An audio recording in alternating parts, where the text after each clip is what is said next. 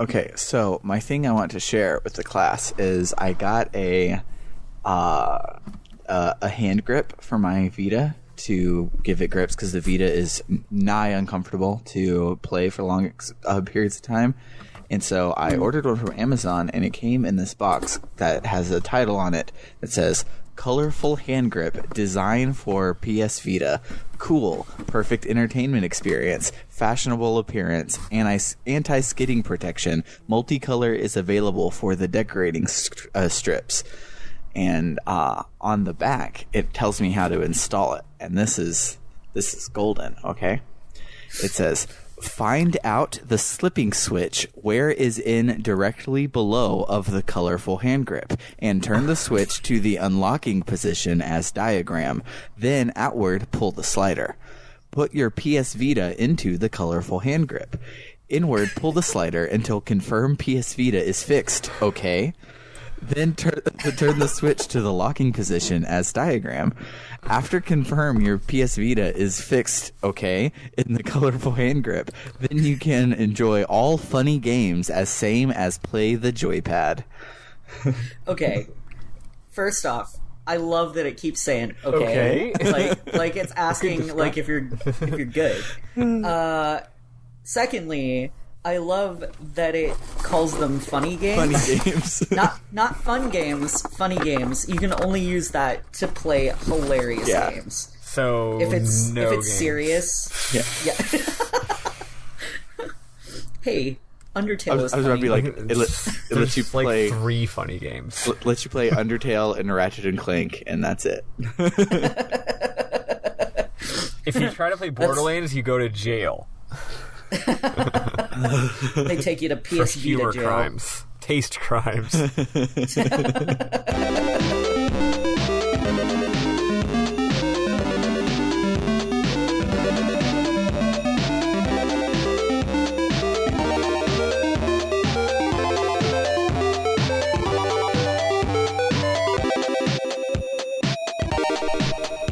Welcome to RPG Book Club, the podcast where we play a little bit of a video game and talk about how it makes us feel. I am Sam Allman. I'm Elias Sailor Eli Warren. And I'm Maddie Webben.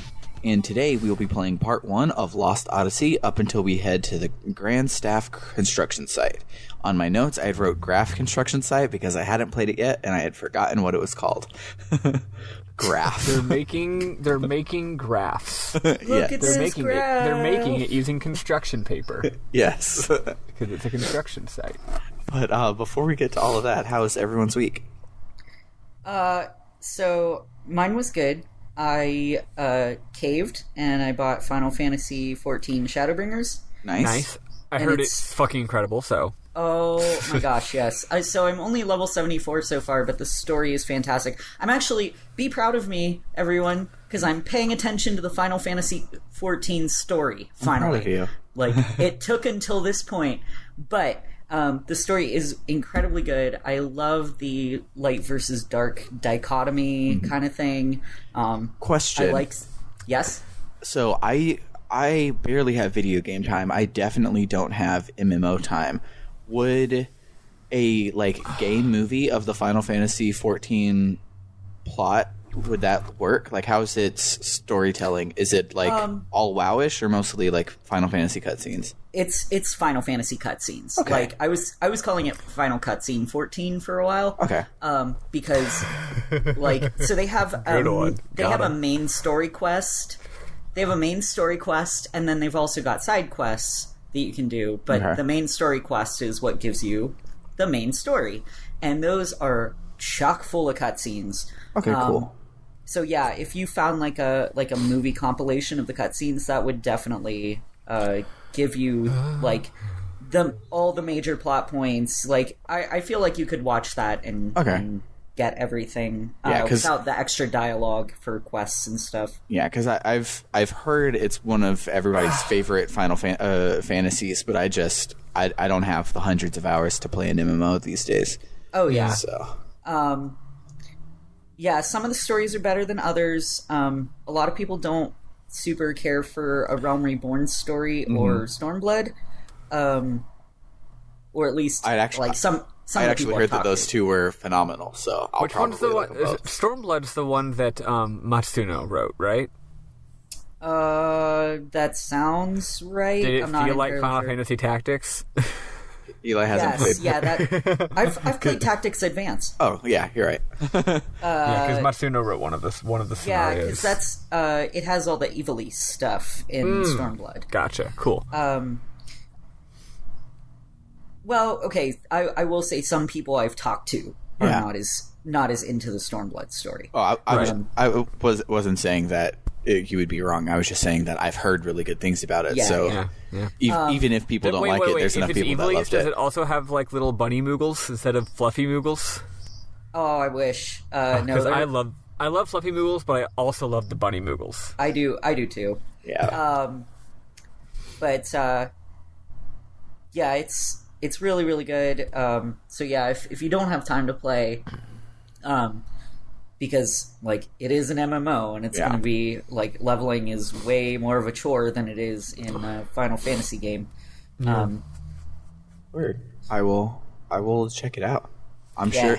I'm pretty certain that Gamers Little Playground has one. I'm a little sad that the one you're watching for Lost Odyssey isn't by Gamers Little Playground, because I'm just gonna throw it out there. They're doing the Lord's work out there on YouTube. They go in and they like preempt copyright strikes and will go in and put in either covers or their own music on like the pop parts where like they would get copyright strikes. They include boss fights in like a thematic way, and they cut down their boss fight to be like so for instance in Kingdom Hearts, instead of just being like, oh, and then you fight the boss fight, like if the boss has a really big move, it'll show the really big move because it's big and cinematic and cool looking, and they like cut everything down to be like where you get a lot of the like incidental storytelling that's told like through the battles and maybe through walking around places and stuff, but they're like pristine and really good, and I highly recommend really cool. If there's some game you've always wanted to get to but you're like, when will I ever have the time, check it out on Gamers Little Playground. They're great. I put the Spider-Man PS4 one on for Scarlett all the time because she wants to watch Spider-Man, and that's a long video, so I don't have to keep going and changing it for her. Yeah. But Nice. But yeah, I'll see if they have one because 14 looks great. What about you, Maddie? How was your week? I'm doing all right. I was I don't know. I wasn't my brain, my mental health brain has been not working great lately. Not like depression, but just like ADHD, can't do things. Yeah. Executive dysfunction kind of stuff. Executive. Man, when I learned the word executive dysfunction, it was like a light went off my brain. I was like, that's what it is. Yeah. I just can't do a thing. Yep. Anyway, it was kind of rough. So like on Saturday, a lot of people were I was going to go out and do some political stuff, but instead I just stayed in most of the day. But one nice thing was on Friday, the Link's Awakening remake came out. Yeah, it did. And here's the thing. I feel like a lot of people don't get it, because people are like, it's just a game that we've all already played, but with graphics. And I'm like, the thing is, that is 100% exactly what it is. That is all it is. It is not more than that. That it is a game that is... But it's like, I've never seen a game remade in this fashion before. It's like literally identical. Every bush is in exactly the same place. Wow. It's actually not 100% the same. The combat is actually quite a bit different. The enemies have been reimagined just to be a little more like modern 3D action game enemies. But they're still essentially the same. It's still like, yeah, this guy throws a spear, this guy has a shield. It's the same as the original game, but they now have more elaborate animations and AI. But anyway, so there's two things. One, the graphics are better than you can possibly imagine. I haven't just cried from looking at a video game since a few years ago when I replayed Pokemon Gold Silver. Because it's got such amazing colors. You just look at it and you're just like, oh my god. It's the most beautiful thing I've ever seen in my goddamn life. And also, I haven't played Link's Awakening in a decade. I've always said it was one of my favorites, but it's even better than I remembered it. It is an absolutely impeccable video game. It is complex. It is weird. It is super dense. It's just a phenomenally thoughtful game. And the number one issue with the new game, is I thought that them making it not be screen by screen, but actually be a single contiguous scrolling world, might ruin it because the screen by screen scrolling was such a unique and good part of the original game, especially in dungeons. But it doesn't ruin it at all. It's really amazing in a different kind of way. I'm not actually sure about it in the dungeons. In the dungeons, they actually sometimes make it do scrolling, and sometimes they make it do screens. And I think that they smartly probably decided what was going to be best for the dungeon navigation and trying to figure out the layouts and stuff, because they wouldn't want to ruin that. But for the overworld, unless you enter the mysterious forest or something, it's just all you're in the graveyard. And in the game, it's the 2D game is that thing where you can give the illusion of a huge contiguous world just by not showing what's right around the corner, right? In this game, it's this world's not big at all. It's tiny. I'm in the graveyard, and right on the other side of that stone wall that would normally be a screen break is the lake. And it's just right there. And then up there, I can even see a little bit of the mountain. The mountain and the lake and the desert are all just right here. And that's awesome. It's the coolest little feel. It's all the characters are going around this tiny little fake sort of toy box world. It's the shit. It's a great game. It just makes me just want to holler every time I play it. Also, the soundtrack's great. I heard that they added lyrics to the Ballad of the Windfish, and... no. Only for the commercial. Oh, okay. In the song, it's just la la la, which honestly I think is fine. The lyrics are really cheesy and bad. So okay. And I mean, how could they not be? I mean, video game song lyrics. It's what are you gonna do? Sing about what's happening in the game? You know what I mean? Right. Also, Sam, you know this. I mean, you know this. If a song was written to not have lyrics, it's not going to have the same melody and phrasing as a song that has lyrics. Yeah. You know? So when you try to add lyrics, it's it's weird. Yeah, that's why. But if it's in Japanese, you can't tell because you don't know Japanese. So you're this sounds great. Yep, that's my biggest criticism to people who are I only like subs because they're more accurate to the thing, or because the acting is better. I'm you don't speak Japanese, you don't actually know if the subs are accurate or if the acting's better. The acting is good.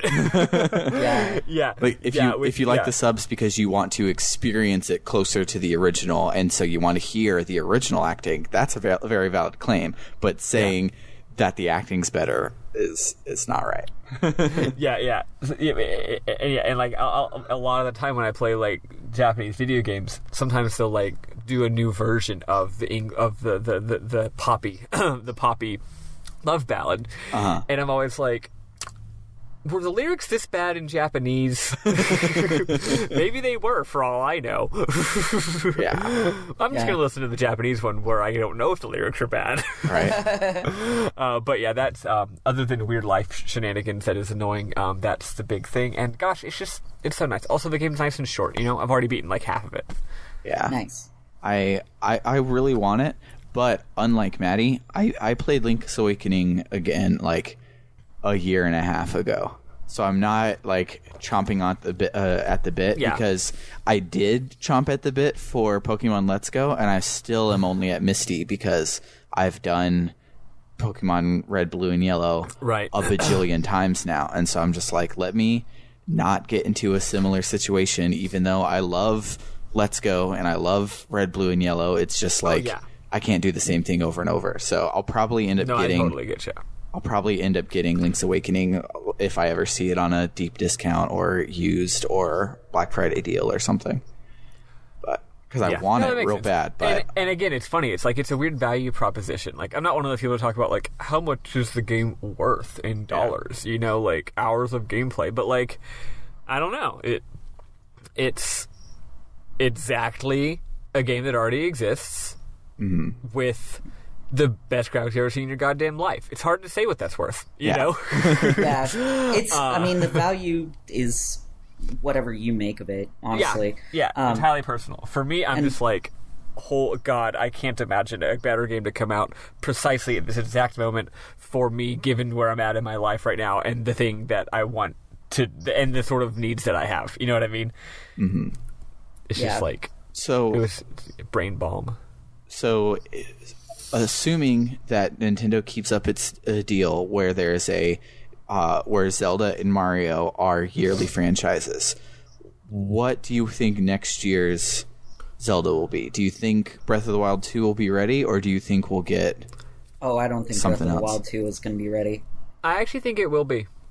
Yeah? Yeah. Or maybe at least spring 2021. I know that sounds crazy, but I'm guessing they'll reuse a lot of the assets. Yeah. Maybe flip the world too. You know, it'll be like a Majora's Mask type deal where it's like the same world, but like fucked up, you know? Yeah, I don't know. Nintendo works fast, right? I'm sure that the original game probably took a long time because, you know, they were working out all the gameplay systems and stuff like that. That's true, because it's a sequel and they're using the same kind of assets and stuff. Mm-hmm. Yeah, that is. I admit that is a long shot, but that is actually my guess. Is that it'll be out in fall 2020 or intended to be out in fall 2020 and then delayed. Okay. Yeah, I could see that. My wish, of course, is Skyward Sword HD, because maybe people will like it this time because it's good. But maybe they should fix the combat, and that would be good. So, when you were you tried playing Skyward Sword? No, but okay. I've seen other people play it. Okay. Oh. Most people who played it sat down, and if you stand up while you play it, the I'm sword fighting this guy clicks and it works. And I played the entire game standing up, and I never sat down for any of it. And most of the people I've asked that didn't like it just sat down. And if you sit down and you're swinging your arms, you feel like a freak. If you stand up and you sword fight, you feel like a Link badass. And I think that's the key. Counterpoint, I played the entire game on a big comfy couch, one of those couches where the end of it reclines. So I was reclining, and my arms were like behind my head on the couch, like the head of the of the chair, just like literally the laziest possible position you can possibly be in. My arm, and since it's a nunchuck, you know, my arms were like splayed out in different directions, just like vaguely wiggling the controller, and I thought it was great. So you don't even need to put in effort. No, I think that the only thing that in the game that isn't bad is every single thing about the gameplay and the controls. Yeah. Gotcha. I think the combat and all the items is great. It's the rest of the game that is horse shit. Yeah, I strongly disagree, but this isn't Zelda Cast. This is Lost Odyssey Cast. I'm exaggerating, not literally the rest of the game. But yeah, anyway, I think that's the redeeming value of the game is the amazing Motion Plus controls. On that note, we should definitely play a Zelda let's talk about Lost Odyssey. So this Lost Odyssey does not have I motion agree, controls. Eli. I think we should do a Zelda block, which seems like a sellout game because Zelda is the best ever, but playing a Zelda game on an RPG podcast seems like it fits our normal shtick, so I'm not going to waste a block on it. And we'll do I think Skyward Sword would be a good one. It's on the Wii. It's available on the Wii U, so you don't even have to go and hunt down a physical copy type thing. But it's super easy accessible for all those people with Wii U's out there. I mean, I have a Wii U. Yeah, you just have to hunt down a Wii U. Yeah, Eli has one, and I only think about Eli when I think of accessibility. But, yeah, because I have every fucking game console. Yeah. You could be like, all right, let's play something on the Saturn, and you'd be like, okay, not only do I have it, I also have my Saturn, and it's already been hooked up because I was futzing around in a video game last week. And it's right here. In fact, I'm playing it right now. But yeah, Skyward Sword would be good because it's hella plotty, and that's why one reason why people didn't like it, but one reason why I did like it. And then I think I would love to do Majora's Mask for the other one because it's good, but we would have to make sure we try to do as many of the side quests as possible. It would take some effort, right? Yeah. We have to talk about it. Yeah. Yeah. Because it's so non-linear in how it does everything. I think we should. I'm just gonna go ahead and say my official stance is we should never do a Zelda game. And I'm not saying that as a hater. I just think it doesn't make sense. Yeah, but well, we'll have to wait for a time when Maddie's not here then. Right. Oh yeah, then you can do it. when Maddie gets pregnant and has to take a game off, then we'll do it. But yeah, my week was pretty good.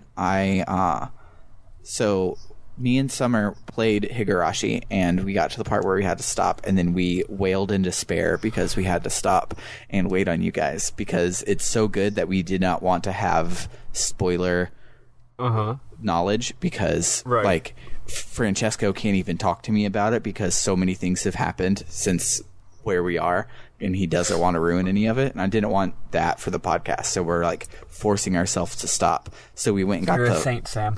So we went and got the manga for Umineko, its sister series, and been reading the crap out of that, and it's freaking good, man. Like seeing how good Umineko is and how weird and off the wall it gets makes me super excited to finish all of Higurashi, not just chapter 1 for the podcast, but it's good. But that's my week again. My mornings fly by because Scarlett has started letting us sleep until 9 instead of 7, so that's 2 less hours where I get to do stuff. So I wake up, finally get out of bed at about 10, I eat breakfast, I play a little bit of a video game, I talk about how it makes me feel, and then I go to work, and that's about it. But it's good. I also started Dragon Ball Super, and Dragon Ball Super is interesting because the first... So you finished Z Kai then? Yeah, I did finish Kai, nice. And it's great. But so Dragon Ball Super is interesting because the first chunk of it, they had a bunch of storyboards from Toriyama to go and make the show for. But then towards the end, they didn't. And so it's like the first, say, 3 seasons are 14 episode sagas, which in like Dragon Ball Z, they're like 70 episode sagas typically. Yeah. And so it's like 15 episodes, and I'm like, that's really cool. And so you have that for the first 3, but then the last one is a 55 episode saga, which is like the longest saga in all of Dragon Ball ever. And I'm just like, what happened there? And so its pacing is all over the place, but I like it a lot, so that's fine. That whips. Yeah. So let's talk about this dang old video game. Let's listen to some Nobuo Uematsu music, and it won't be the opening town theme, and then we'll talk about this video game.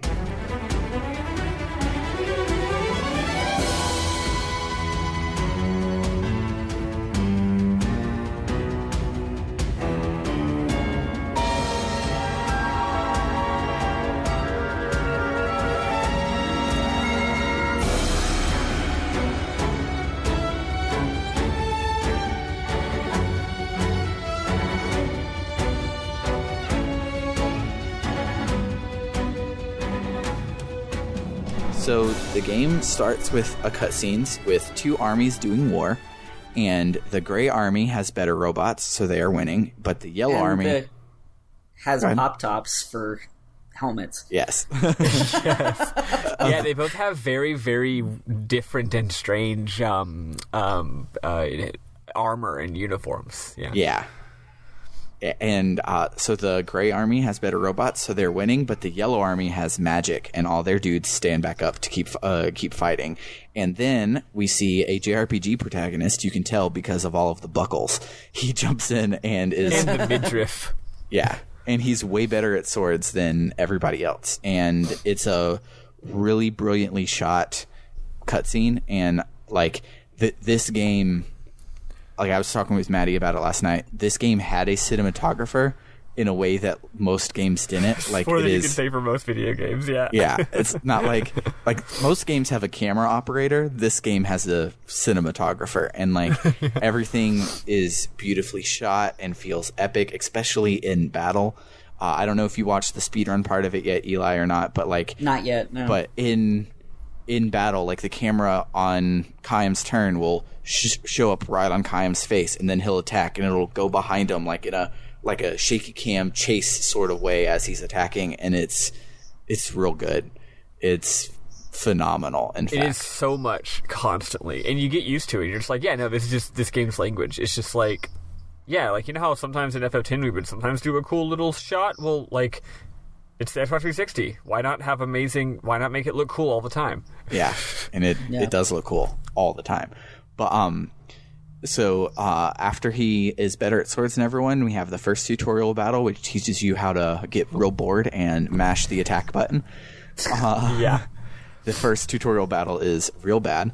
So, but then after that, the actual hard tutorial boss comes out, and I nearly died a lot. So he hits like a truck, and it's supposed to be teaching you to guard, but But you're Sam? But no, Okay. you learn that by nearly dying and seeing which ones hurt the hardest. And so it's like, okay, well, in the end, it turns out the only good time to attack is when he raises his arm to gear up for his next attack. That's the only time you know that it's safe. So fun. But I don't think that's true. I would only guard his arm attack. I wouldn't bother guarding against the fire attack. Yeah, I wouldn't, but then I would end up having to waste the raise the arm part to heal because I would be losing HP. Okay. Yeah, but either way, it was real hard for tutorial battle, but it wasn't too hard for a battle. I think I didn't actually die in this battle, but I wonder if you die if you just come back to show that the guy's immortal. Yeah, maybe so. Maybe you do. Anyway, I had an issue with this boss, which is totally my own dumb fault. The boss has a big arm in the middle, and then it's got a left and right like little unit, and basically every time you attack one of the units, it raises its defense super high. And then the other one goes down. It's almost like it's Star Trek. They're like redirecting power to the shields, you know? Basically, you have to alternate. You have to attack the left one, then the right one, then the left one, then the right one. If you attack the wrong one, it does like 1 damage. I, in my stupid-ass brain, just kept forgetting which one I was supposed to be attacking. I was like, I attacked the left one last time, right? Okay, I'll hit the right one this time. And then it does 1 damage. And I'm like, God damn it. I can't even remember like something that happened 30 seconds ago. That's all you gotta do. The game's challenge is just, do you remember something that happened 30 seconds ago? And I was like, no, I do not. How dare you ask me? How dare you require that of me? Don't you ever talk to me or my son again. Exactly. Anyway, I did end up beating it, though. Luckily, you have like 20 healing items. Yeah. It felt incredibly like Final Fantasy X's opening, where you just thankfully brought 10 potions with you to your Blitzball game. You had 10 potions in your bag to keep you alive. But after that tutorial boss, there's a big old meteor magma explosion that kills literally everyone, and it's gorgeous and bright red. And then everyone is dead, but then Kayam stands up and just like brushes dirt off his shoulders, and then you get to explore. And one thing that's cool about this game is very rarely are there chests, but there are a bunch of items everywhere. So it's like they took the idea of like spamming X on every suspicious barrel in Final Fantasy VI and blew it up into 3D, and it works differently because it's like there are of course urns and things like that you recognize, but like here in the second, when we get to the city, there will be a poster that's just like a little bit flapping in the wind, and so it's loose. You go and you pull it down, and there's an item behind it, and so it's like I feel like I'm paying super attention to the level design because items could be anywhere. So I'm like hyper focused on what seems out of place to see if there's an item there. And it's cool. Yeah. Yeah. My favorite thing in the game is, so like often you'll ram into something and like just break it.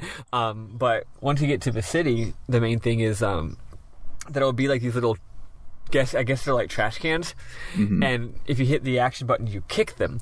The funny thing is, after you've kicked them to get the item out, you can keep kicking them. So if you just mash A, Kaim just like bam, bam, bam, bam, bam, bam, and it like jangles back and forth every time you kick it. It's very satisfying and fun. Kaim just loves kicking shit and ramming into shit and pulling down posters. He's insatiable. I think it's also important to bring up that this game has the second fastest run animation I've ever seen. Fastest belonging only to Usagi in Sailor Moon. He runs hilariously fast. He's just like zip, zip, zip, zip, zipping around all over the place. Yeah, like I guarantee you, if you watch that speedrun video, the first thing he's going to say is like, hold X from now until the time you beat the game, because you want to always be running. But gotta go fast. Gotta go super fast. So after a few of these hallways, you meet some people who are surprised you're alive, and you learn Kaim's name narratively, even though on all of the load screens it says you are Kaim Argonaut or whatever his last name is. Like it's like his stat screen is the loading screen, but this is where technically you learn his name. And then you get to explore their little encampment and find out that the gold armies are from Ura, and the gray armies are Kent, and they call them Beastmen. And as you've been walking through, the battles you've been getting in have been like weird werewolf versions of the gray guys, which means that the gray guys probably were always werewolves. They just had armor on, so you couldn't tell. That's why they had to have big, stupid helmets. Yeah, and that's why to hide their werewolf faces. When Kaim, like in one of the things, he stabs really high up on it. And I'm like, well, that probably missed their head, but it probably didn't if they have these long werewolf beast heads. They've got to hold their heads like up. Yeah. Like they got to constantly be pointing their heads up to fit in those giant helms. So like the top of the helm is actually their nose. Yeah. They don't have very good visibility. No. So then you board an armored car, and it's in there that you meet this girl named Seth. And they say she's another person who, quote, got out in one piece. And she's Tara Strong. She's very Tara Strong.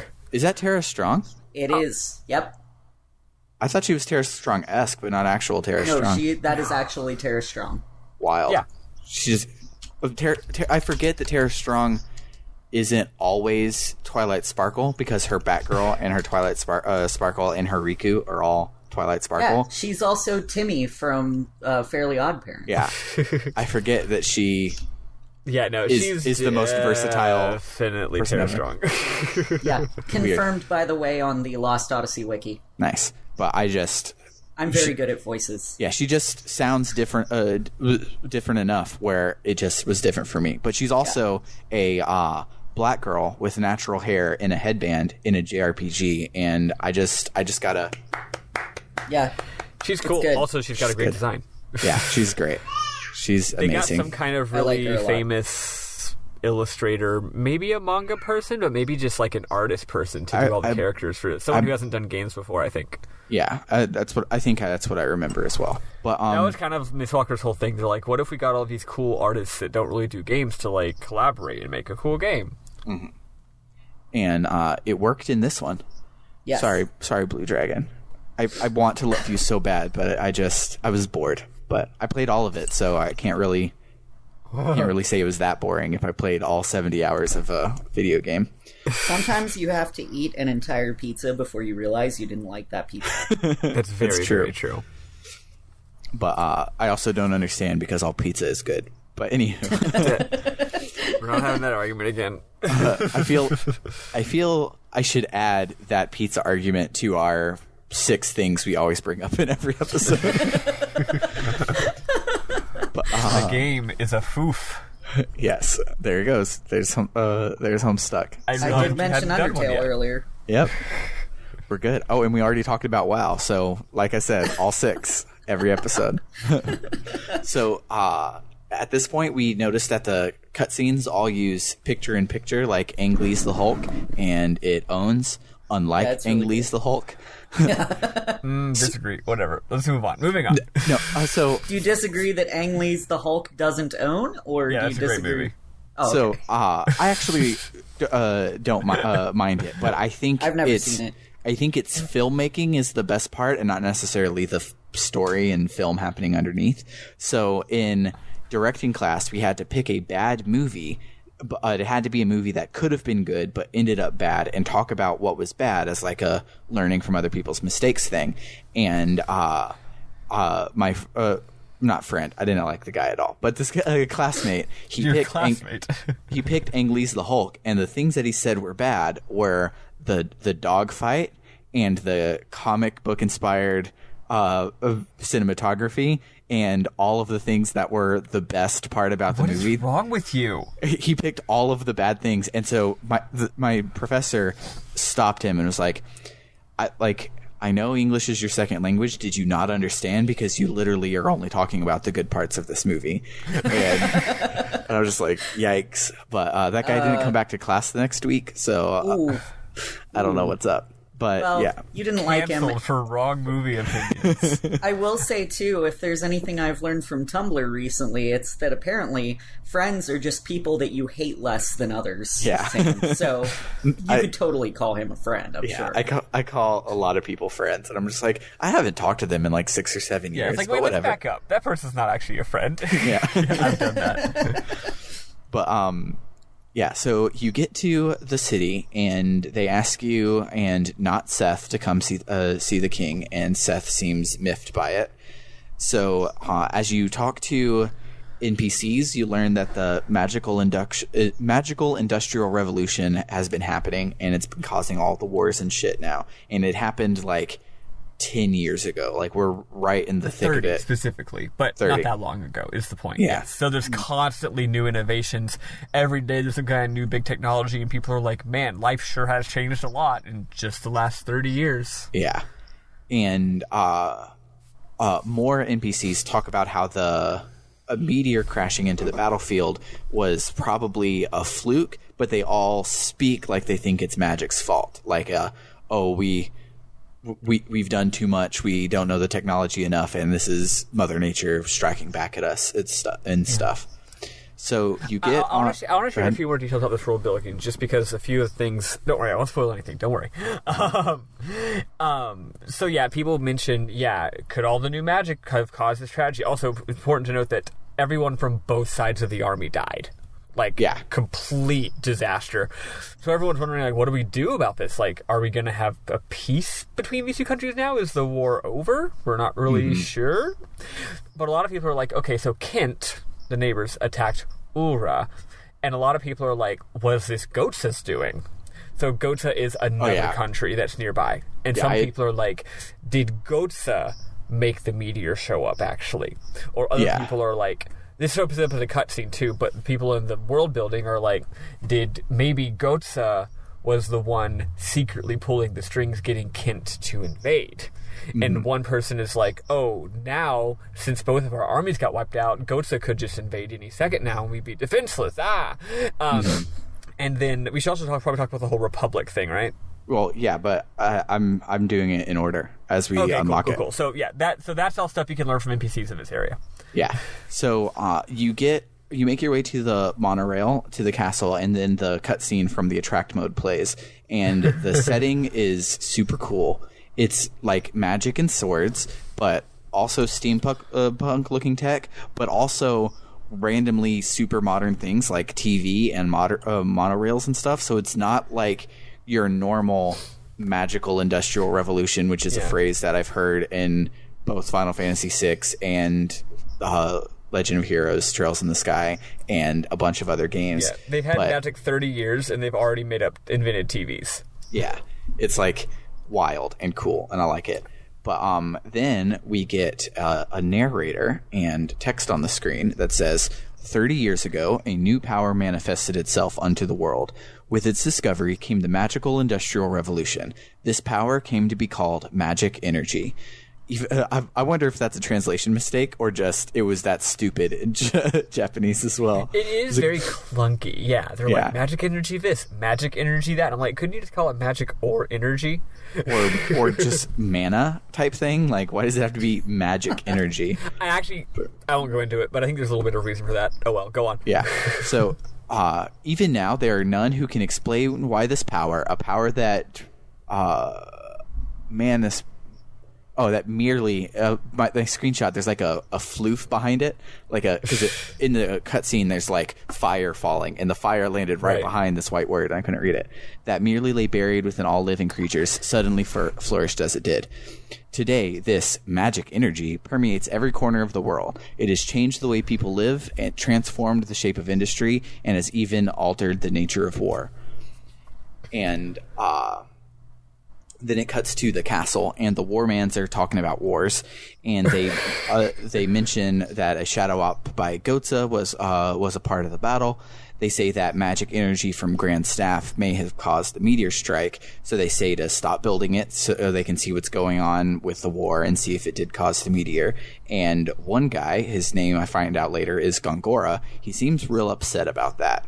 I wonder if he cast meteor and that's what happened. He seems to not be up to snuff, and as we find out later, he's definitely up to something. So he looks like Guy Fieri. Yes. And also, just to clarify, this guy is literally the court wizard. Yeah. / vizier. And yeah, he's the Jafar of the piece. Yeah, that's exactly what he is right off the bat. You're just like, yeah, this guy is sneaky. Yeah.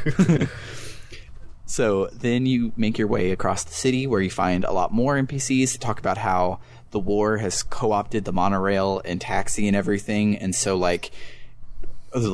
all the streets are empty, not because it's a JRPG and they only can put 5 people in a street, but because nobody can move around the city anymore because the city's so huge, and they had all started to rely on the monorail and the taxi, and all of that's gone now. So everyone just kind of hangs out in their own little spot.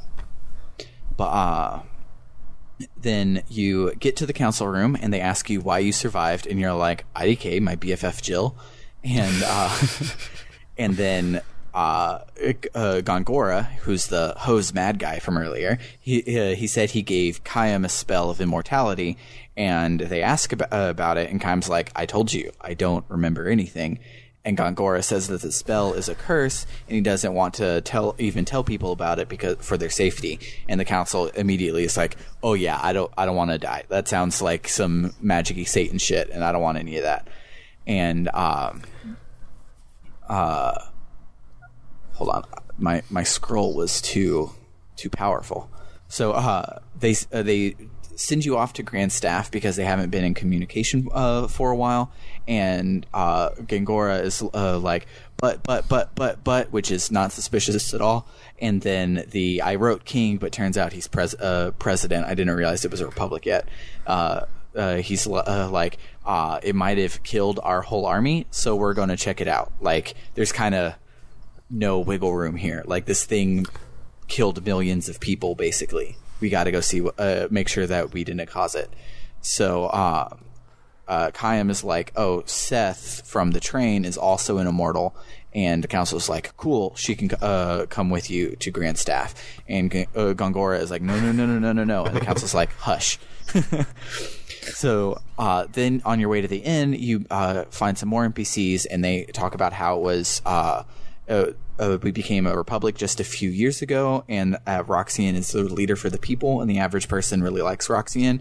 And I got that same vibe in the cutscene, where he seems to be like actually thinking about the issues and doesn't seem to have ulterior motives, which means he probably has the most ulterior motives because it's a political JRPG. And so I wrote in my notes that my guess is Gongora is trying to get power again, monarchy style, and spoilers, he is. So yeah, it's cool. A lot of the people in the town are actually mostly the older people are like, why can't we just go back to having a monarchy? What was wrong with monarchy? It was fine. So actually there's a division there among people who like the new modern way of life and people who, I would say it goes along with the magic energy thing probably, right? It's we love magic energy, we love technology, we love democracy, we love, being gay, eat hot chip, lie, all that stuff. And then the olds are like, no, monarchy good, no technology, no gays. The no gays part I'm just making up. Yes. Yeah. I'm hoping that was the end of a sentence and not a question for me because I was talking to Scarlett and I took my headphones off. No, you're good. Okay. So, in one of the bars, there's some drunks that talk about that the king was assassinated, and they think that either Roxian did it to gain power or Gongora did it because he's up to no good. And that was really interesting to me because that made me start to doubt Roxian a little, because otherwise it seemed like he was just a good guy that was just misunderstood. But now, I don't know. If there's rumors going on that he killed him, then he's double secret. This is a JRPG. If someone says a rumor, it turns out to be true. Eli, what are your thoughts on the graphics of this game? I like them. I think they're pretty good. Yeah. They seem to move around a little bit clunky in the cutscenes. Mm-hmm. Like in the fighting cutscenes at the beginning, they looked kind of like, I can't describe it. They were real jerky. Yeah, I think what it is this. So this game's made using Unreal Engine. And this is back before everything was made using Unreal Engine. Nowadays, people are like, oh yeah, it's Unreal, it's fine. But back in the day, people were like, isn't that just for shooters? Or are you making an RPG with it? And Sakaguchi was like, yo, I just left Square to form my own studio. We don't have that big of a budget, you know? Yeah. The thing is, I think it might be better on Xbox One, but on 360, the game is a technical mess. So it's got all these good animations, but it doesn't like jerkily go from one animation to another because of like a frame rate issue or like a streaming issue. You know what I mean? Yeah. You get used to it, but no. I guess you probably didn't see much of the town, huh? No. That's the thing. You just watch the cutscenes. The town is, you know, all those jokes in 2006 about how like in modern video games everything is brown. Like that was this town. Like everything is just brown with bloom lighting. Yeah, this town was just all of those stereotypes about late aughts video games. Wow. Yeah.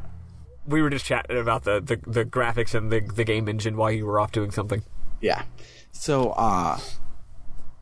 we get a meanwhile, and the council votes to remove Gongora from the Grand Staff project and to be under surveillance until Kaim gets back, which is, like, it seems like a power move, but the way it happens, it doesn't seem like Roxian is doing it to get Gongora out of the way. He's like, no, really, like, you maybe just killed a million people with your project. Like, I want to make sure that you didn't do it. And it seemed very above board, and This part was interesting. That. It seemed out of nowhere. Like, wow, everyone's like yelling at Gongora and they're mad at him all of a sudden. I think maybe it's like before the game started, like maybe everyone low-key is suspicious of Gongora. You know what I mean? Like maybe this is just the latest event in a series of things. So we're just peeking in and being like, okay, these people are kind of fed up with Gongora at this point in the story. Yeah. So I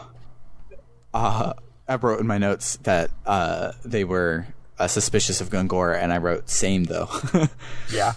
And so when Kaim sleeps at the inn, he dreams there's a little girl on a cliff, and he runs to catch her, but she jumps. And then there's a woman there with him, and she's crying. He reaches out to grab her, and she turns around, but before you can see her face, Kaim wakes up crying. And then you unlock a dream, and you get to read it. And the first one you get is called Hannah's something. Hannah's Departure. And it's great.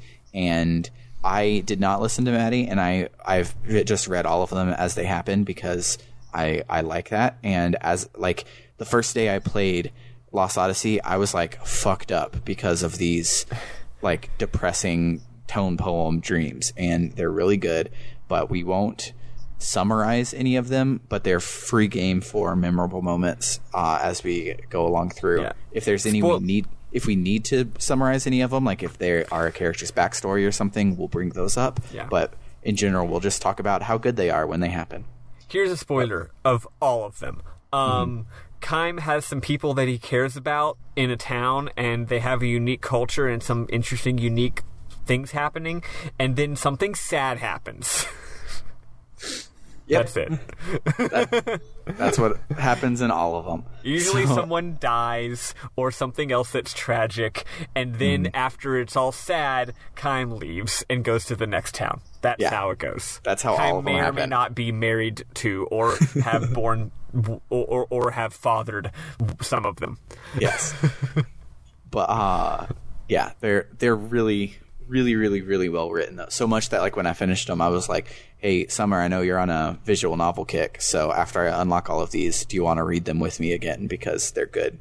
But yeah. So the next day, you still don't have any messages from the council, so it lets you wander to find more dreams. I only found one of them. I was looking online to see because I thought I had missed one because Hannah was number 1, and then the one that I found was number 3. I'm like, oh, I missed one. Where is it? And I missed like 7 that you can get right here, but you can still go back, so I'm not worried about it. But you run into a guy who's tailing you named Jansen. He says that Gongora is looking for you, and he wants you to come to his mansion. So when you get there, there's a Jaime Lannister-looking ass named Tolton, who was the Prince of Ura before the Republic. And he's visiting Gongora, and Gongora still refers to him as Your Majesty. And Tolton is like, quit it. The Republic is good. And this is when I was like... he's chill with not being king. Yeah. It seems like he didn't really want it at all, and he's glad that he got to stay rich, because he definitely has, like, rich face and rich life, but he's like, I don't have to do anything to keep it, so that's nice. But, so Tolton is mad because he wants to bring even more magic to Ura so that they won't need soldiers anymore. And Gongora says even if the staff is stopped, there's more they can do. ... And Tolton's like, oh yeah. And he's like, with my own magic engine, with blackjack and hookers. With my ninja info cards. Yeah, but before it explains anything to you, it keeps up the suspense by cutting back over to Kaim. And where was I? Yeah, so Kaim gets in there, and Gongora is like, hey, let Jansen join your party because I don't trust Seth. She used to be a pirate. And Gongora says Kaim is the only person he can trust, which normally if somebody is like, hey, I don't trust all of these other people, I need you to go do a black op operation for me and don't tell the council, you're the only person I can trust. They're either the best person in the game or the worst person in the game. Also, normal people don't say that. In real life, if anyone ever says that, run away. Yeah. Yeah, if anyone thinks that you're the only one they can trust and are confiding something in you, they're probably a manipulative asshole. Yes.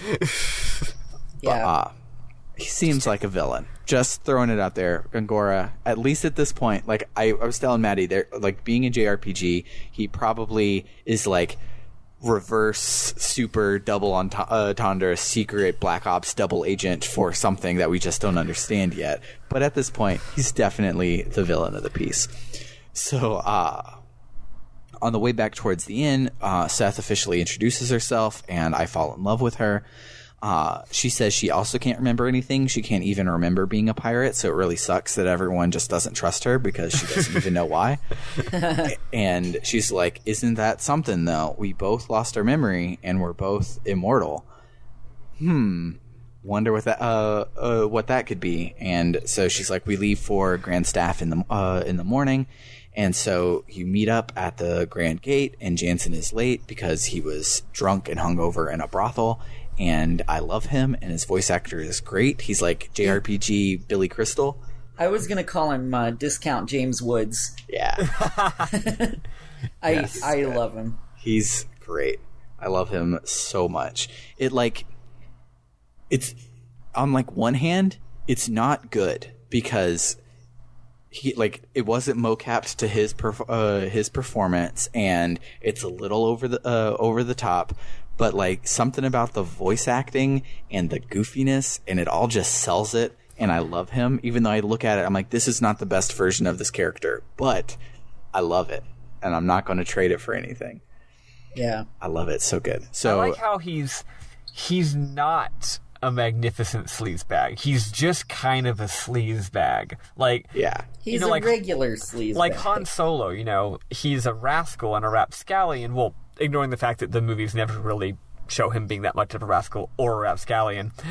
They lean too much on the heroic side. But the point is, it's like, oh, he's a rascal and a rapscallion, but he's just so handsome and charming. Everyone loves him. Jansen doesn't even have that. It's just like, he's a rapscallion and he's a rascal, and he's also kind of gross, and we also kind of don't like him. Like, he doesn't really have redeeming qualities, which, as a fictional character, loops around to make him even better. Yes. As a real person, we would leave him in the dust. Absolutely. So Seth is super disgusted in him and has my favorite of her recurring animations where she face palms and she like puts one arm behind to like shoo Jansen off and walks off, and it's great. And she does it like 50 times in just this this part we played today. But so when we get in the mountains, Seth is like, watch out, the mountains really suck. And Janice is like, I thought you didn't have your memory. And Seth is like, well, my body remembers. And she implies that she's been getting her memories back too. Kayam mentions that all of his memories he's gotten back so far have been painful. And Seth says, well, they can't all be bad, but I bet they're all going to be bad. They're all bad. So halfway up the peak, Jansen's really tired because he's a weak mortal person. Also, we should talk about the coolness of the battle system right here. So immortals are great, and they're way better than all mortals that join your party. But you only can learn things by equipping one of your mortals as like your skill link. So like Jansen knows basic magic, so Kayam and Seth can link to Jansen and learn their magic, which is like a really cool sort of thing where like they are unchanging and immortal, and they only learn stuff by interacting with the people who are more fleeting, and it's really cool and really thematic, and I really like it. And at first I thought that Jansen only had 3 abilities and he was going to basically die constantly, and that was going to be thematic, but Maddie says that that's not true. He then also started leveling up and getting more skills. Yeah, you learn more skills. Mortals learn new skills, classic JRPG style, where they just learn them when they level up, and it's totally out of your control. And you also learn abilities via equipment, Final Fantasy IX style, and one thing that is slightly modifiable is that mortals cannot learn abilities, but they can still they can still have an extra ability by equipping the item that has that ability. And equipment slots don't have any stats, so it's just abilities, which is, I think, nice. You don't have to be like, oh, do I want more defense or do I want the fun extra ability? It's like, no, this is just which ability do you want? Yeah. I actually prefer slim down equipment like this. For this one, you have your ring, which has your in battle abilities, and you have your equipment, which gives you a skill, and then that's it. Yeah, neither of those are stats. The only thing that affects your stats is your weapon, which, guess what? We haven't even gotten to acquire different weapons yet, so that hasn't even become a thing. There was a weapon shop, but everything was expensive, and Kayam was by himself, so of the 4 things, I didn't know which ones would be Kayam's, which would be Seth's, and which ones would be Jensen's. They didn't have weapons at the weapon store. Oh, they didn't? Then that's it then. I remember seeing it and being like, I don't know what any of this is. No, they had 4 different ring accessories. Okay. Yeah, and I got one of each. I think they're also there. You probably maybe you didn't notice since you haven't. I've already played the game, so I was more attuned to it. Obviously, half of those are dupes of stuff you may have already found in chests. Yeah, so I think that's fucking fine. Yeah, but yeah. So Jansen is tired up the peak because he's immortal. So he asks if we can rest in this abandoned base camp they find there. And inside there is a book by the owners that said, hey, we left this base camp because of the giant winged beast that killed all of our friends. So get the fuck out of here if you read this. And we don't. We're like, cool. Yeah, so we go to sleep. And Jansen wakes up and he looks at this marble thing in his pocket. He remembers Gongoro telling him to use this magic marble thing if the mortals start to gain their memories. Seth wakes up, catches him looking at it. He tries to play it off and he fails because Seth is good and Jansen is bad. So after we leave the hut, we get a meanwhile of the prince eating soup, and Gongora runs in to stop him from eating it because it's poisoned. And it's not just like you would die poison. It like he feeds it to this mouse, and the mouse like turns into like a fucking Marlboro from Final Fantasy, just giant plant monster thing. And I'm like, that's some hella poison you got there. But so Gongora is like, some people don't want a monarchy, and the prince is like, yeah, me. I do not want a monarchy. And Gongora monologues about needing a powerful monarchy and how he knew he had to save the prince because of his magic. And even though he had to break house arrest, but it's okay because he has a bunch of tunnels and portals and shit that can move him between the palace and his house. Like house arrest doesn't mean shit to me. And he's just like, okay, cool. Like, you can defy a punishment set down by the president himself. You're a upstanding individual. So then Gongora leaves and he pays off the maid that had poisoned Tolton anyways. So it's like, yeah, this guy's a great guy. I'm sure that he will lead the whole continent into greatness in the future. I love Tolton's situation here. It's like, some people want you to be the monarch. Other people don't, so they tried to kill you. And Tolton's like, well, they could have just asked me. I would have said, no, I'm not going to be the monarch. You don't have to poison me. Right? I could just not do it, which is what I'm doing. Right? It's like, I just wanted some soup. But, he also says when he pays the girl off, he's like, things are going smoothly, but we'll need to hit him harder next time or something. So back on the top of the mountain, we see Grandstaff in the distance, and we see a blinding light of magic energy seeping off of it. So it's definitely working up to snuff, and we don't have to worry about it causing any problems. And and so then Kayam has a memory of being at Grandstaff, and I think he's naked on a beach somewhere, like waking up from the Matrix looking ass. It's like a totally like sexy like Baywatch shot where he's like, oh, let me just swing my hair back and forth in the beach without my shirt on. Yeah, it's great. It's so good. So Seth asks Kayam if he's sure he's seen it before, and Kayam just shrugs it off.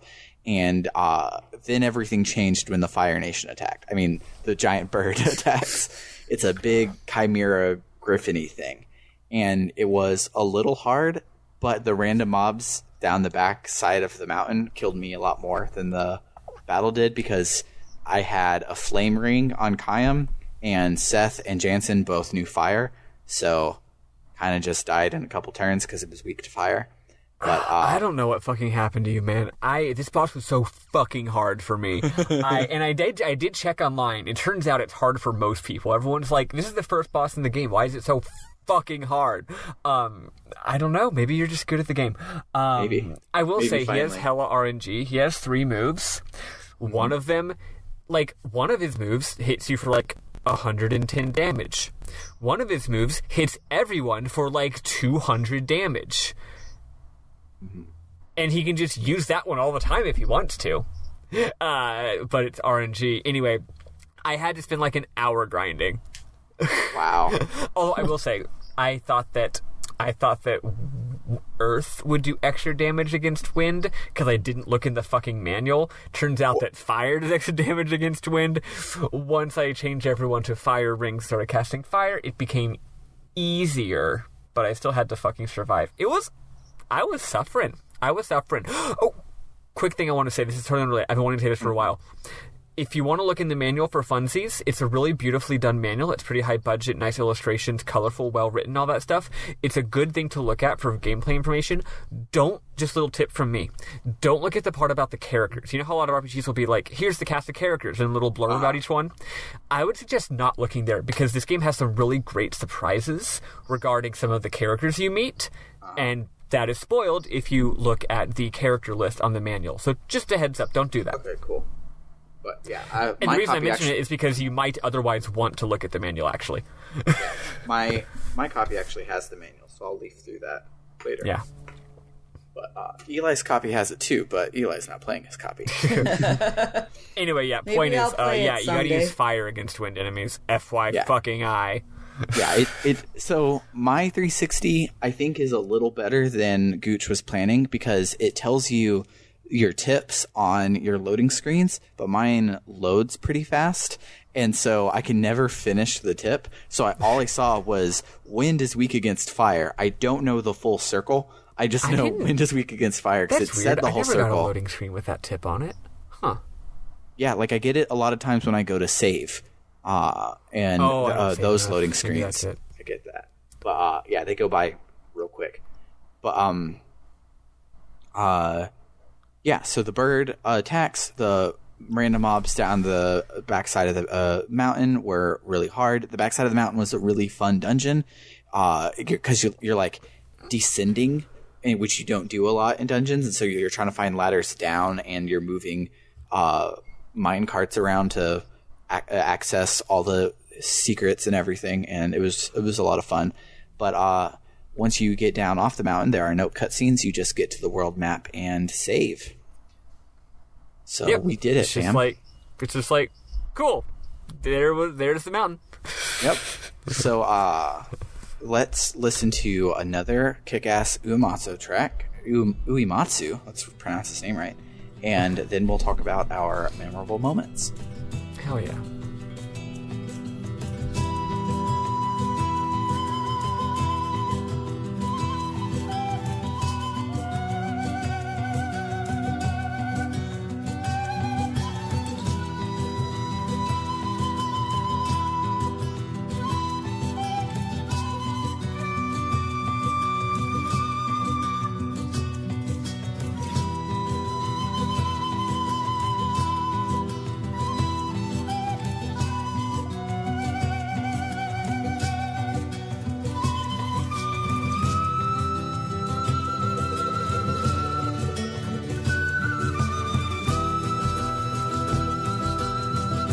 All right, so mine is my first memorable moment is the very first thing when you put in the disc. It is the title screen for Lost Odyssey, and it's good. It is. It's really good. It's simple. It is like more simple than a Xenoblade menu. It just says Lost Odyssey in all caps. It just says new game, continue, and 1,000 Years of Dreams, which was really like interesting in a simple way that like just a sentence in a menu thing could be. And then the behind where it is, where the words are, is like a TV screen, but you're like zoomed in on it, and there's just like smoke going on it. Like you just see a bunch of pixels with just like random swirlies. And Yeah, it's like beautiful. a black It's pixely good. lattice, but also like whooshy darkness haze. It's good. It's real good. I like it a lot. But my second one, real quick, was just I forgot how not subtle at all Rumble was in last gen's controllers. Oh yeah. Yeah, like you're watching the fight at the beginning and it hit a sword and your arms just like shake 15 feet in either direction. Yeah. Yeah, but it feels real good if you put it on a certain part of your anatomy. Yep. Oh man, I was Just gonna really, sit on the controller I all day. was really enjoying Keim's fight scene, if you know what I mean. That's my memorable moment. But Eli, Says the guy who didn't play. Eli, did you have any? Since we have, like, I don't want to say anything from a cutscene. If Yeah, those, you should go first those were since you your- saw less of the game than we did. I liked Jansen getting drunk and being an asshole. Yeah, I just like him a lot. I think he's fun. I call him Discount James Woods because just like his mannerisms, his way of speaking reminds me a lot of Hades from Hercules. And I love that. Yeah. I'm here for it. So yeah, I'm already a Jansen stan. Yeah. Like even though he's kind of a terrible person. Yes. I adore him. One thing I like about Jansen, he's always doing like little sexist comments about Seth, but to me it comes off not like he's just I mean, yes, he is a natural ladies' man, philanderer, sex freak probably, but when he says it about Seth, it doesn't come off as the typical just like, oh yeah, the sexist character is going to say sexist things all the time. I'm pretty sure he's doing it to get under her skin on purpose. Yes. Like he probably doesn't go around saying sexist comments about every girl all the time. He does it to Seth because she hates it. Yes. And I'm like, that's not like better, I guess, but it totally is better actually. He's being a troll. He's not just being terrible. Yes. And she does. Does that make it better or worse? I'm not sure, but it's unique at least. It's like a fire. If you make the fire stronger, you're making it both better and worse. And worse, yeah. But speaking of Jansen, one of my favorite things in his drunken scene was the hookers he's with are so like fawning over him and everything. So Seth gives him a coin to go away. Then they're all fawning over Seth, and it's like, yeah, it was all fake. It was just for the money. Yeah, it was so good. I love that. It's a trope at this point, but I love it every time it happens, especially when it happens to Jansen. I mean, you can totally have like favorite tropes. So. Yeah, totally. But yeah. Any others, Eli? No, not particularly. I do like Seth a lot as well. I think she's great. Yeah, and like a black girl with natural hair is the second lead in a JRPG is just it's pretty fucking awesome. Yeah, like loving it so hard. It's like representation is so important. It's like I see this girl, I'm like, look, like Scarlet can be in a JRPG now. She doesn't have to be. She doesn't have to look like an anime to do it, and it's great. Yep. But nice. One more Jansen-related thing that I had is you get up to the top of the mountain, and Seth is like, I think it's about to rain. And Jansen is like, no way it's going to rain. I have a sixth sense for these things. I can smell it in the air. It is not going to rain. Then it comes down in a downpour, and he goes, see, I knew it. It was going to rain. Yes. I always said it. I fucking told you. Yeah. Like, you dipshit. I like how Jansen never shuts up. And, like, not in, like, a cartoony way, in, like, a real, like other characters will be talking, and their lines will have subtitles, and Jansen will just be muttering an offhanded comment in the background. Like, first of all, games don't have characters talking over each other enough. Yeah. That's an issue with video games in general. I think it's because of the way that they're recorded and the way that they're directed. You know, it's like line, line, line, line. You don't have enough of people interrupting each other. You don't have enough of people talking over each other. I think, from a technical standpoint, I'm sure it's a lot harder to do because you have to be playing multiple sound files at once and time them properly. But, like, this game does do it, and it's mostly Jansen never shutting up. Yeah. On the subject of subtitles, though, I forget that we're playing a modern looking but old game, because it looks like all the games I have right now that I can turn on closed captions, but I can't turn on closed captions. And so subtitles are just there for cutscenes. They are not there for the constant drone of information that the TV is giving you in Ura that I really wish I could have heard and known more about the world building, but I just couldn't make it out because I was playing on my crappy computer monitor. I thought you were going to go the other way around. I thought you were going to say, oh, you can tell it's an older game because the subtitles font is big enough to see. I mean, that too. I also love that it's that good-ass font from Final Fantasy X Remake that we were, like, gushing over back when we were all playing Final Fantasy X. But it uses that font for all the menus, and it's a good font. Nice. Good chunky text. Yeah, it's very thick and chunky. I love it. I have one more, but what about you, Maddie? What is some of your okay, let's see. So I have just a few. One, Kaim is just fucking hot. Yeah, he is. He's got a great character design, and also the character faces in this game have 10 million polygons. Yeah, they do. The character facial animations, honestly, are better than a lot of games that came out a decade later. Sometimes they can be weird and a bit too much in like a Sonic Adventure kind of way, but a lot of the time you're like, whoa, like this is like so much emoting. And the game gets a lot of mileage out of like a cutaway shot of Kaim just looking like stoic and not saying a line, but then like he like narrows his eyes and looks sad about something, you know? He's really given it his best Keanu Reeves sad man performance. Like in this general, this Kaim is literally like sad Keanu looking at his hamburger on a park bench, like constantly. Yeah. And what'll happen is Seth will be like, we both have lost our memories and are both immortal. Wow, I'm Tara Strong. I'm very energetic. Let's go solve the mystery. Let's be friends. And he's like, whatever, ... I don't remember, ... But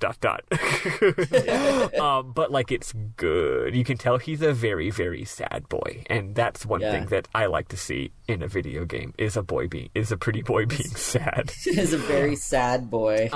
What else was... Number one request for all video games, have a sad boy. So on the note of Kaim, the number one reason I did not play this game growing up, even though I was a 360 kid, not a PS3 kid, and I did love JRPGs. But the picture of Kaim they used for the cover is not a good picture. I always thought that he looked dumb and did not look like a good JRPG protagonist, and I thought it was weird looking, and I didn't care enough to look in and actually see it. But in motion, it's like, oh no, like this is good and valid. It's just I guess it's the straight on face or something on the cover just didn't sit right with me. Oh, you mean, yeah, the North American box art where it's like a 3D render of him?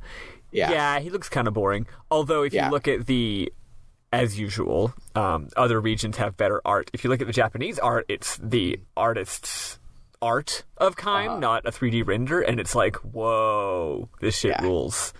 But I'm looking at what you're talking about, and it's like, it's not making you think it's going to be a great game. Yeah, and so when Bernard in college was telling me that it was his favorite, I was just like, okay, you're weird, and not like it was actually good, but it is actually good, and I'm like falling for it real hard, real quick. For a lot of it is tiny gameplay things where it's like, this really was. Summer's cooking. Can you hear it? I was wondering what that was about. I was like, is your house on fire? Get out of there. But like, there's so many tiny things that you can tell he learned from Final Fantasy IX. Like, it's not a coincidence that Final Fantasy IX was the last Sakaguchi game, and then learning skills from equipment showed up in this game, because that's a good system. Yeah. And it's totally gamified. Me using a new pencil does not teach me how to draw, but I don't care. It's a really good game design, and it showed back up here. And there's so many tiny little things that you can tell he just picked up along the way. And instead of just making a bad Final Fantasy V with Akira Toriyama, he instead made a really, really good Final Fantasy game. Yeah. Another one of my memorable moments is this game has Havoc physics, which is hilarious. It's made in Unreal Engine and has Havoc physics. It almost never matters because, JRPGs typically have bespoke animations. Mm-hmm. When you hit an enemy, they react, and it's a turn-based game. You're not going to have actual physics for the characters you're falling over and ragdolling, right? But sometimes it shows up. So, like, whenever you kick that trash can I mentioned earlier, if you kick it enough times, like, the lid will fall off, but it's not falling off in a pre-programmed way. You can tell, like, oh, that's just a Havoc physics. And sometimes it'll just be things on the ground, and you'll just be running, and you'll run, like, over a rock, and the rock just sort of, like, tumbles a little bit. And, like, it's not really very well done, because it's, like, only in certain places. It feels like you're playing a static JRPG town, but just occasionally things are just tumbling around. My favorite one of those is the quote-unquote treasure chests on the rainy precipice are just stacks of rocks that you walk over, and you just kick the rocks everywhere and pick up the item that was buried underneath them. Yeah, and you're just... I like games where you can just crash through things. Like in Dark Souls...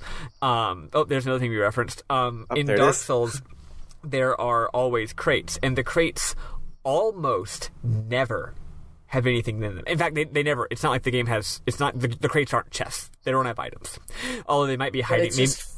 It's just fun to break shit. Yeah, like maybe they'll be hiding like a ladder. But so what I'm just trying to make clear that like you don't have a reason to break the crates. But anytime you see the crate, you're like mashing that roll button and just rolling through all the crates, going.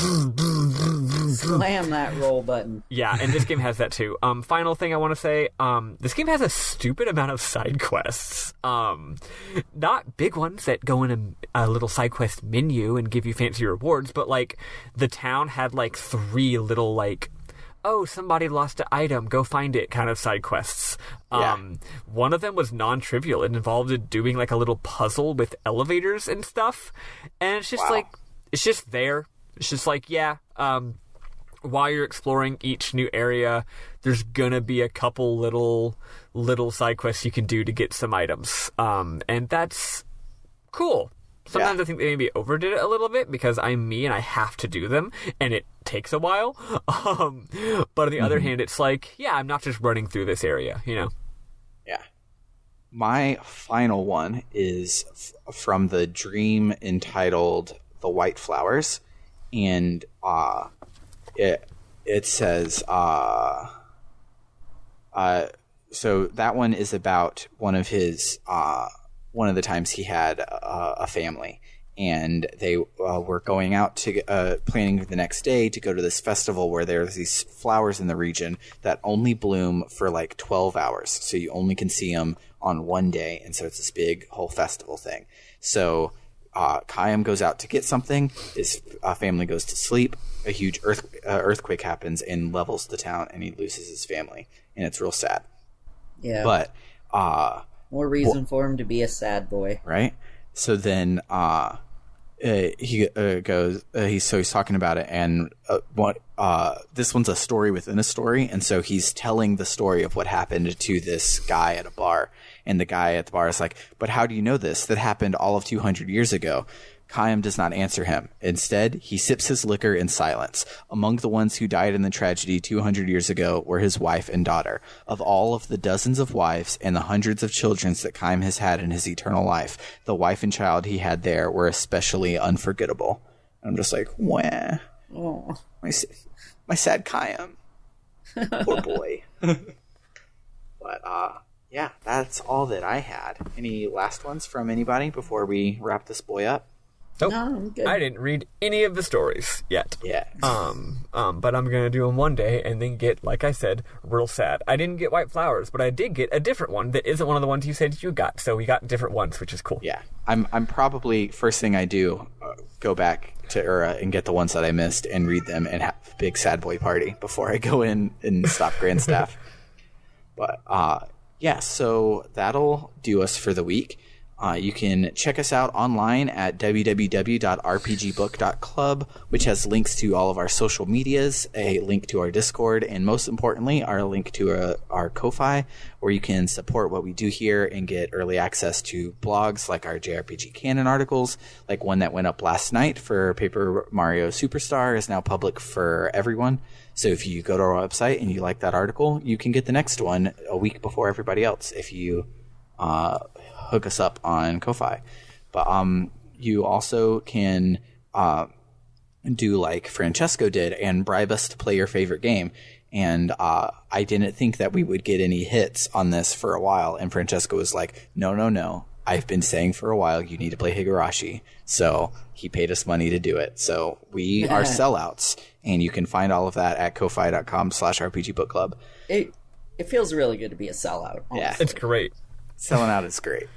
But yeah, because Francesco doing all of that means that I bought like everybody's game this time around, and it felt good. Eli didn't use his, but I bought it, and I bought his Higurashi too. But yes, and I will use Higurashi. Yeah, but yeah, for RPG Book Club, I have been Sam Allman. I've been Elias Sailor Eli Warren, and I'm Maddie Webben. Bye, folks. Toodaloo. Bye, nerds.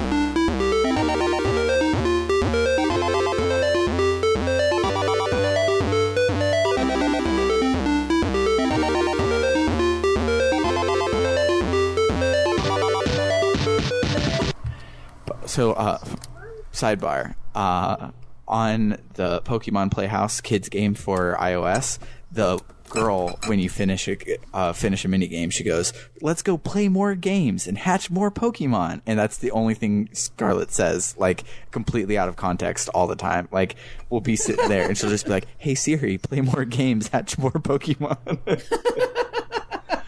It's adorable. But That's so cute.